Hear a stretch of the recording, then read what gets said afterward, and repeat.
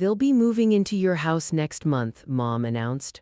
"Perfect, I'll start packing this weekend," I said. The next morning, I called a realtor. I-29F was always the family safety net, but never the family priority. My entire life has been one constant reminder that my brother Mason 32M was the golden child while I was just there, the invisible daughter, the reliable backup plan, that is, until I decided I was done being anyone's plan B. Looking back, I can pinpoint the exact moment when something inside me finally snapped. It wasn't when I overheard my parents telling my grandfather that Mason needs the inheritance more because he struggles with stability while Michelle will always land on her feet. It wasn't when they missed my college graduation because Mason had a softball game. It wasn't even when they borrowed $5,000 from me to bail out Mason and his wife Vanessa after their third financial disaster in 2 years. No, it was the casual way they served me up as a sacrifice, like I wasn't even worth consulting. Growing up in the shadow of Mason was just my normal. While he got the newest PlayStation, I got the hand-me-down console with the sticky buttons. When Mason made the JV basketball team, my parents rearranged their work schedules to attend every game. When I made honor roll 4 years straight, my mother taped the certificate to the refrigerator for exactly 3 days before it was replaced by Mason's C+ in English, his first passing grade that semester. "Mason just needs more encouragement," my mom would explain when I'd ask why they never came to my debate competitions. "You're so self-sufficient, Michelle, you've always been our little adult." Little adult, code for we don't have to worry about you, so we don't. Despite the constant backdrop of emotional neglect, I pushed forward. While Mason dropped out of the state college they'd paid for in full after just 3 semesters, I worked 2 jobs to put myself through school. I earned scholarships. I graduated with honors. I landed a solid job at a financial consulting firm and slowly worked my way up. By 27, I had saved enough for a down payment on a modest 3-bedroom house in a decent neighborhood. Nothing fancy, but it was mine. Every mortgage payment, every repair, every piece of furniture, all earned through my own hard work. No family loans, no parental cosigners, just me. Meanwhile, Mason and Vanessa bounced from one disaster to another. He cycled through jobs like seasonal allergies, present for a few months, then mysteriously gone. Vanessa's shopping addiction didn't help matters. Neither did Mason's brilliant decision to sink $10,000 borrowed from our parents into a cryptocurrency that was showing promising early returns. Through it all, my parents kept enabling him, and occasionally when their own finances grew strained from supporting him, they'd turn to me. "Just a small loan," my father would say. "Mason's going through a rough patch." Those small loans, $500 here, $1,200 there, never got repaid. I kept a spreadsheet. Over 5 years, I had loaned my brother over $15,000, money I knew I'd never see again. My aunts and uncles noticed the pattern. At family gatherings, the comments would start innocently enough. "So generous of you to help your brother out again," my aunt would say, eyebrow raised over her wine glass. "Family should always stick together, right?" My uncle was less subtle. "Must be nice having a sister with deep pockets," he'd say to Mason right in front of me. Some of us had to figure things out on our own. Still, I kept showing up.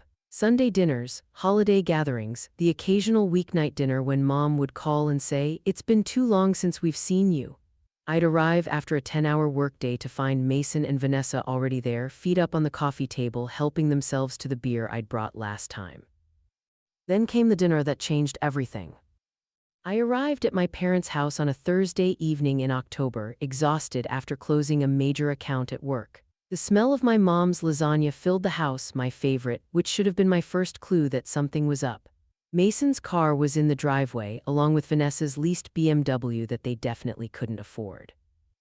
The dinner started normally enough. Mason dominated the conversation with tales of his latest business idea, house flipping, because apparently watching HGTV had made him an expert. Vanessa showed off her new purse, which probably cost more than my monthly mortgage payment. My parents nodded enthusiastically at everything they said.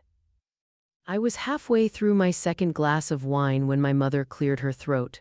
"So, we've been talking," she began, glancing at my father for support, "about Mason and Vanessa's situation." My stomach clenched. Here it comes, I thought. Another loan request. I mentally reviewed my bank balance, calculating how much I could spare without dipping into my emergency fund. They've been having such a hard time since the landlord raised their rent, my mother continued. And with the baby coming, wait, baby, this was news to me. Vanessa hadn't mentioned being pregnant. So we figured out a solution, my mother finished, her voice breezy and light. They'll be moving into your house next month. You can take the smaller bedroom or move back in with us temporarily. The fork froze halfway to my mouth. My stomach plummeted like I'd just hit the first drop on a roller coaster. I looked around the table, waiting for someone to say they were joking. No one was laughing. My house, I finally managed. It makes perfect sense, my father jumped in. Your place has 3 bedrooms. You don't need all that space for just yourself. Plus, Vanessa added, already scrolling through her phone, I've found the perfect nursery furniture set that would fit perfectly in that front bedroom with the bay window. My bay window in my house that I paid for. This way you won't have to worry about maintaining such a big place all by yourself, my mother said, reaching over to pat my hand. It's really the most practical solution. They weren't asking, they were telling. They'd made this decision without me, as if my home, the one I'd worked 60-hour weeks to afford, was community property, as if I were community property. In that moment, something inside me finally snapped. The last thread of obligation severed clean. I forced a smile. Sure, that makes sense. When were you thinking they'd move in? The relief around the table was palpable. My mother's shoulders relaxed. My father nodded approvingly. Mason and Vanessa exchanged victorious glances. We were thinking the first of the month, Mason said. That gives you about 3 weeks to get things organized. 3 weeks. They were giving me 3 weeks to surrender my life. Perfect, I said, taking another sip of wine to hide the tremor in my hands. I'll start packing this weekend. The rest of dinner passed in a blur. I nodded at appropriate intervals, smiled when expected, and died a little inside each time Vanessa mentioned another piece of my house she planned to change. When I finally got into my car to drive home, my hands were shaking so badly I could barely grip the steering wheel. Tears burned hot trails down my cheeks. I pulled over after a few blocks, unable to see through the blur of rage and heartbreak. I sat there, engine running, and screamed until my throat was raw. Then I took a deep breath, wiped my eyes, and made a decision. If they wanted my house so badly, they could have it, but it wouldn't be the way they expected. My company had offered me a promotion 2 months earlier, senior consultant, with a 35% salary increase. The catch? I'd need to relocate to our Chicago office. I'd been hesitating, unwilling to move away from the family that, despite everything, I still felt tethered to. That tether had just been cut. I called my boss at 11:30 p.m. that night. I'll take the Chicago position, I said without preamble when he answered. That's fantastic, Michelle, he replied, sounding surprised but pleased. When can you start? How soon do you need me? Well, the sooner the better. The Hawkins account is floundering without leadership. 3 weeks, I said firmly. I'll be there in 3 weeks. The timeline wasn't coincidental. The next morning, I called a realtor, not the one my parents knew, but a woman from the next town over. I listed my house at a competitive price just slightly below market value to ensure a quick sale. The photos went up on Friday. By Monday, I had 3 offers. By Wednesday, I'd accepted an all-cash offer with a 21-day close. The timing was going to be perfect. For the next 2 weeks, I lived a double life. To my family, I was the compliant daughter, preparing my house for Mason and Vanessa's arrival. I mentioned getting rid of furniture to make room for the nursery, which explained the moving boxes and packed closets. I asked about paint colors and curtain preferences. I even invited Vanessa over to plan the space. She walked through my house like she already owned it, pointing out where her sectional would go, which walls she'd paint, how she'd rip out the vegetable garden I'd lovingly tended for 2 years because it's just not my aesthetic. Every condescending comment, every entitled assumption made it easier to go through with my plan. Meanwhile, I was methodically dismantling my life in preparation for my escape. I transferred to a new bank, leaving just enough in my old accounts to avoid suspicion. I secured an apartment in Chicago, signing the lease electronically. I redirected my mail to a P.O. box. I sold what furniture I couldn't take and packed the rest into a storage unit under a different name. 3 days before closing, I took a business trip that was really a flight to Chicago to finalize my apartment setup. I came back long enough to sign the closing papers, collect my cashier's check, and load my remaining possessions into a U-Haul. On what should have been moving day for Mason and Vanessa, I was already 300 miles away, settling into my new apartment with a view of Lake Michigan. I stood alone in my new living room, listening to the unfamiliar city sounds filtering through the windows. My phone buzzed incessantly on the kitchen counter, calls and texts from my family. I imagined the scene unfolding back home, Mason and Vanessa arriving with their moving truck, perhaps my parents there to help, all of them standing confused on the front lawn as strangers carried furniture into what they'd thought was about to be Mason's new house.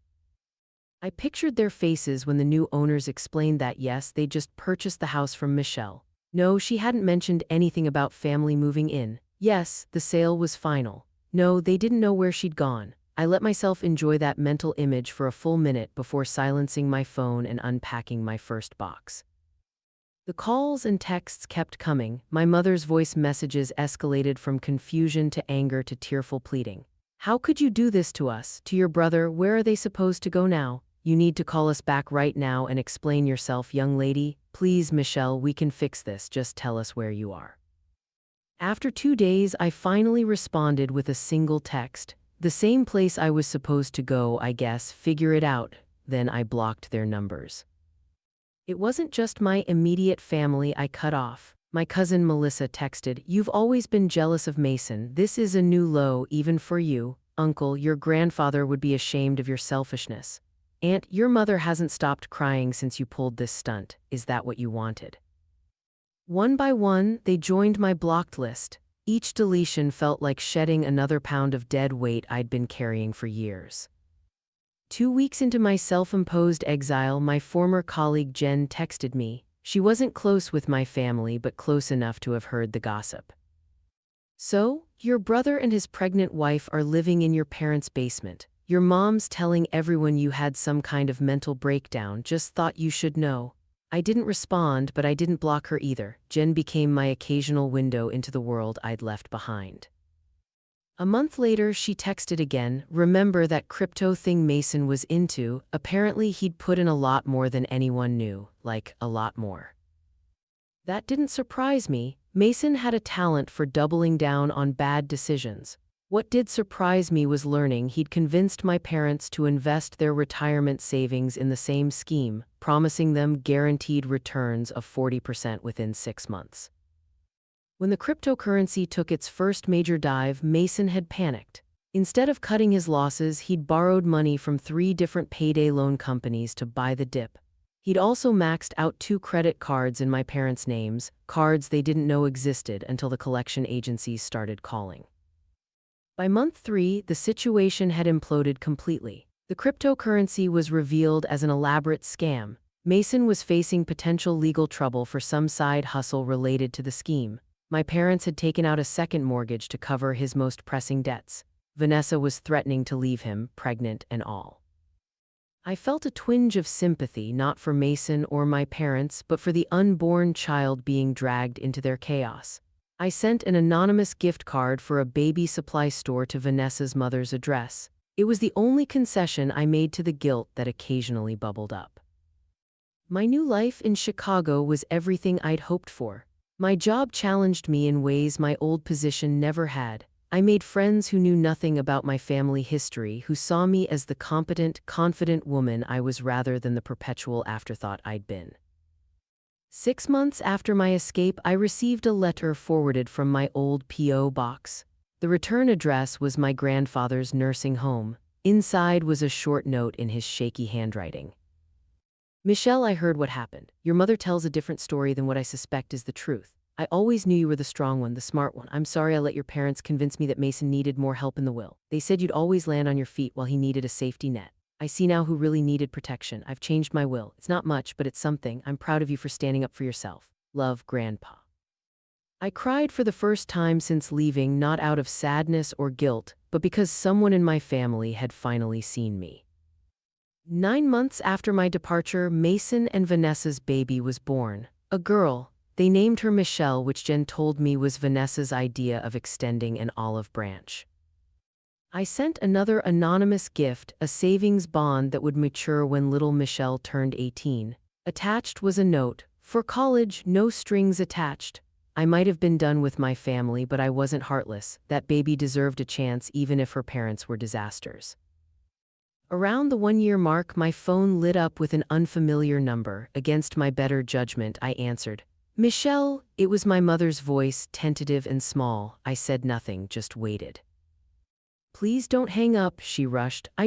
We need help. Your father had a minor heart attack last month. The medical bills, and Mason and Vanessa and the baby are still living with us. We can't, we're about to lose the house." My old self would have immediately started calculating how much I could afford to send them. My old self would have felt responsible, but that wasn't me anymore. "I'm sorry to hear that," I said, my voice steady. "I hope Dad recovers quickly." "That's it," her voice cracked. "Your family is falling apart and that's all you have to say? What would you like me to say, Mom? That I'll bail everyone out again, that I'll give up my life to fix problems I didn't create?" The silence stretched between us. "We're your family," she finally whispered. "No," I replied, "you're Mason's family. I was just the backup plan, the safety net, the one who would always land on her feet while you poured everything into him."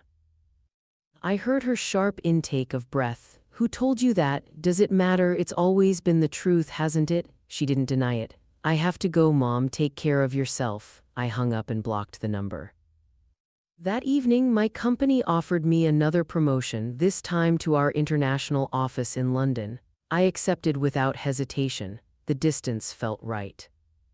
The night before my flight, I sat on my Chicago balcony with a glass of wine, watching the lights reflect off the lake. I thought about the girl I'd been, always hoping for approval, always willing to set myself on fire to keep others warm. That girl was gone. In her place was a woman who understood that real family doesn't drain you dry and call it love. That boundaries aren't selfish, they're necessary. That sometimes walking away isn't giving up, it's finally allowing yourself to move forward. I'd lost a family but found myself, and in the end, that was the better trade. I raised my glass to the Chicago skyline, to new beginnings, to the power of no, to the unexpected freedom that comes from finally putting yourself first. My phone buzzed with a text from my new London flatmate confirming my arrival time. Tomorrow would bring a new city, new challenges, new opportunities to build the life I deserved. My family had expected me to be their eternal safety net. Instead, I'd become my own. They expected me to set myself on fire to keep them warm. Instead, I walked away and built my own fire, and I was never going back to the cold again.